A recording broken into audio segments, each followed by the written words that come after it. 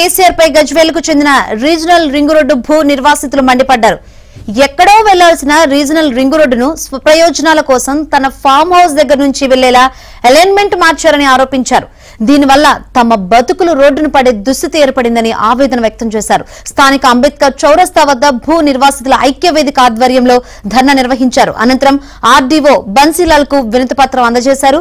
సొరంగాల పేరిట, కెనాల్ నిర్మాణాల పేరిట తమ భూములు లాక్కున్నారని, రీజనల్ రింగ్ రోడ్డు పేరిట మిగిలిన భూములను కూడా లాక్కుంటే తమ బతుకులు ఆగమవుతాయన్నారు. ప్రభుత్వం వెంటనే స్పందించి అలైన్మెంట్ మార్చాలని, లేదంటే ప్రాణం పోయినా తమ భూములు మాత్రం ఇచ్చేది లేదని నిర్వాసితులు తెగేసి చెప్పారు.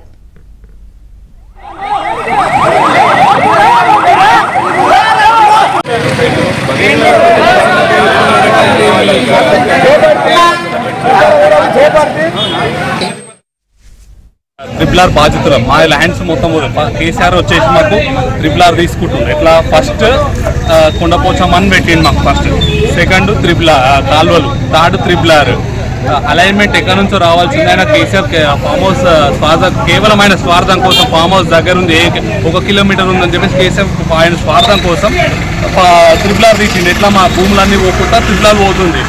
ఇప్పుడు మేము ఎట్లా ఉండాలి, ఎట్లా వేయాలి? 7.5 లక్షల ఎకరం ఇస్తాను మొన్న ఆర్డీఓ గారు పిలిచి చెప్పిరన్న, పిలిచేసి మీకు 7.5 లక్షలు కాంపన్సేషన్ ఎకరానికి ఇస్తా అంటారు.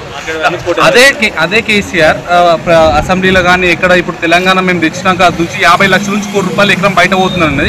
మీ ప్రభుత్వం మీరున్నప్పుడే 7.5 లక్షలు ఎట్లా ఇస్తారని మేము ప్రశ్నిస్తున్నాం. ఈరోజు మళ్ళీ అదే విధంగా ఆయన సొంత స్వలాభం కోసం ఆయన ఫామ్ హౌస్ పక్క నుంచి రోడ్డు కావాలని చెప్పేసి RRR అనే ఒక రోడ్డును తీసుకొచ్చి ఎక్కడి నుంచో వెళ్లాల్సిన రోడ్డును తన ఫామ్ హౌస్కి 1 కిలోమీటర్ దూరం నుంచి పంపించుకోవడానికి ప్రయత్నం చేసిండు.